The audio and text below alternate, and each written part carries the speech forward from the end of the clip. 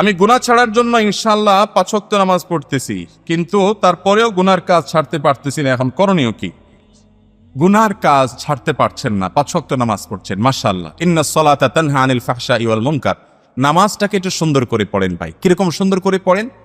আমরা বেশিরভাগ মানুষ নামাজ পড়ি খুব হুলস্থুল করি। আমি ব্যক্তিগতভাবে আমার একটা মানবীয় দুর্বলতা হলো আমি একটু হুলস্থুল স্বভাবের মানুষ। এই যে কথা বলি দেখেন না, এত ঘন ঘন কথা বলি।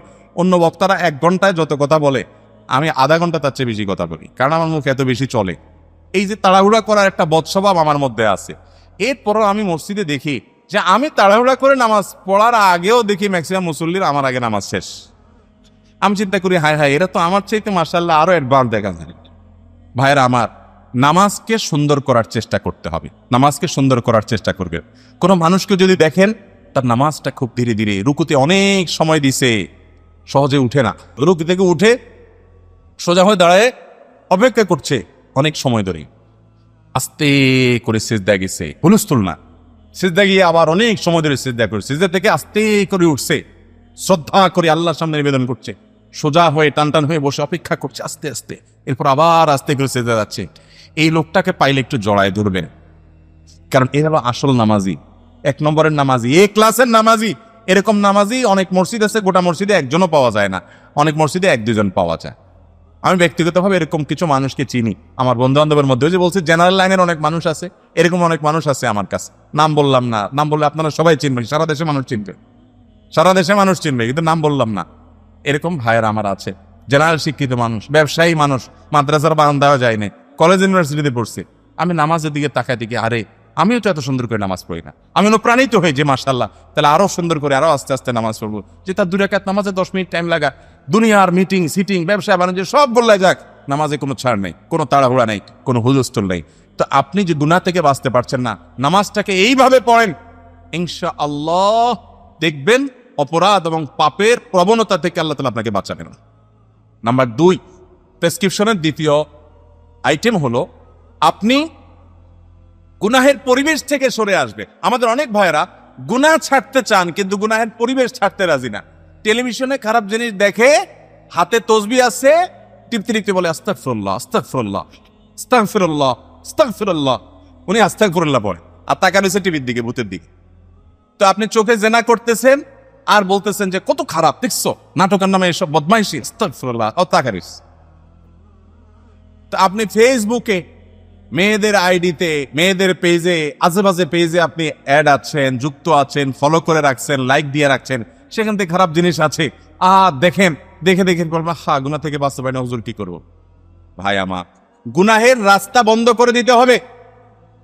আমি সব জায়গায় বলার চেষ্টা করি, যারা কোনোভাবে গোপন গুনাহ থেকে বাঁচতে পারছেন না, পর্নোগ্রাফি থেকে বাঁচতে পারছেন না, হস্তমৈথুন থেকে, মাস্টারবেশন থেকে বাঁচতে পারছেন না, খারাপ জিনিস দেখা থেকে বাঁচতে, আপনি চাচ্ছেন বের হয়ে আসতে, ঈমান আছে ভিতরে, ছটফট করেন কিন্তু পারেন না, সাহস করে, হিম্মত করে স্মার্টফোনটা বিক্রি করে ফেলার, একটা বাটনওয়ালা ফোন নেন, মাত্র 6 মাসের জন্য, ভয় পাবেন না, সারা জীবনের জন্য না, মাত্র 6 মাসের জন্য। বাস বাটনওয়ালা ফোনে থাকেন, বন্ধু বান্ধব সবাই বলে দেন দোস্ত ফেসবুক টেসবুক নাই, 6 মাসের জন্য এই লাইনে আসি, ফোনে দরকারি কথা বলিস, শেষ। একটু হার্ড ডিসিশন না, এটা বলে অপারেশন। রুগী যখন সিরিয়াস হয়ে যায় তখন কি করতে হয়? অপারেশন করতে হয়, কোনো দোয়া দুরুদি কুলাবে না, এই অপারেশনটা করে। 6 মাস এই অপারেশন করার পর আপনি দেখেন গুনাহের প্রবণতা আপনার অনেকখানি দূর হয়ে যাবে ইনশাআল্লাহ। সৎসাহস করা যাবে তো ইনশাআল্লাহ? এরকম যুবক পাওয়া কঠিন যে এটা ছাড়া বাঁচবো আমি। আচ্ছা, এই মজলিসে এমন কোন যুবক আছেন যে স্মার্টফোন নাই, বাটনওয়ালা ফোন ব্যবহার করেন? হাত তোলেন তো দেখি। আরে ভাই, এখন নাই, বাসা রেখে আসছেন, ওটা না? চালাক নাকি এরা সব? এত মানুষ কিভাবে আতুরে? আপনার বাসায়ও নাই, এখানেও নাই, শুধু বাটনওয়ালা ফোনই ব্যবহার করেন, কোনো ফেসবুকে যুগ নেই, এমন মানুষ আছেন? মাশাআল্লাহ, তো অনেক ফেরেশতা আছে দেখা যায় এখানে। এর মানে এই না যে যাদের কাছে স্মার্টফোন আছে সব শয়তান, সেটা আমি বলি নেই। এদেরকে ফেরেশতা বলা মানে তাদেরকে খারাপ বলি না, হুজুরের কাছে স্মার্টফোন আছে, তাহলে আমি হুজুরকে খারাপ বলছি নাকি? স্মার্টফোন ব্যবহার করে যদি নিয়ন্ত্রণ করতে না পারেন, আপনি ফোন ব্যবহার করেন না, ফোনে আপনারা ব্যবহার করে, আছে না নাই? কিভাবে বুঝবেন ফোন আপনারা ব্যবহার করে কিনা? যদি দেখেন যে আপনি অটো হয়ে গেছেন, ডাইরেক্ট হয়ে গেছেন।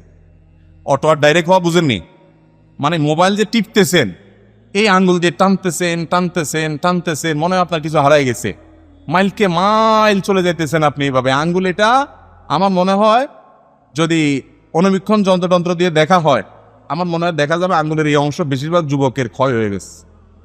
এত গসায় টানতে আপনি শহীদ হয়ে যেতেছেন, তাহলে বোঝা গেছে আপনি ডাইরেক্ট হয়ে গেছেন। ডাইরেক্ট হয়ে গেছেন ওই ডায়রিয়ার রোগীর মতো, সবসময় বেরোতে থাকে। আপনারও হাত সবসময় চলতে থাকে। ভাইয়ের আমার, মোবাইলকে ব্যবহার করেন, স্মার্টফোন ব্যবহার করে ভালো কিছু করলে ভালো, কিন্তু এটাকে আপনি ব্যবহার করেন, ফোন যেন আপনাকে ব্যবহার করতে না পারে। এই যে শেখ বলছে না, সারা বছরে যে গুনাহ করতে না পারে মোবাইলে একদিনে সে গুনাহ করতে পারে। আবার সারা বছরে যে সওয়াবের কাজ করতে না পারে স্মার্টফোন দিয়ে একদিনে সে সওয়াবের কাজ করা যায়। আল্লাহ আমাদেরকে নিয়ন্ত্রণ করার তৌফিক দান করো। তো যেটা বলছিলাম, গুনাহ থেকে বাঁচার জন্য গুনাহের পরিবেশ থেকে সরে আসতে হবে। পরিবেশ থেকে সরে না আসলে আপনি বাঁচতে পারবেন। এর পাশাপাশি 3 নম্বর আমল হলো নেককার মুত্তাকি পরহেজগার মানুষদের সাথে থাকবেন। আর যদি গুনাহটা সেক্সুয়াল গুনাহ হয় তাহলে অবিবাহিত হতে যত দ্রুত সম্ভব বিয়ে করে ফেলেন। এটা হলো সব রোগের মহা ঔষধ। যদি মুরব্বীরা রাজি না হয়, দৌড়ে বাইন্দা আমার কাছে ফুসলা বাসটা নিয়ে আসবেন, বা আশপাশে হুজুরদের কাছে নিয়ে যাবেন। হুজুররা চাচা মিয়ারে বুঝায়া বাজায়া ইনশাআল্লাহ বিয়ের ব্যবস্থা করে দেবে। হুজুরদেরকে খাওয়াটাই নিবেন, দেখবেন ইনশাআল্লাহ সব ব্যবস্থা হয়ে গেছে।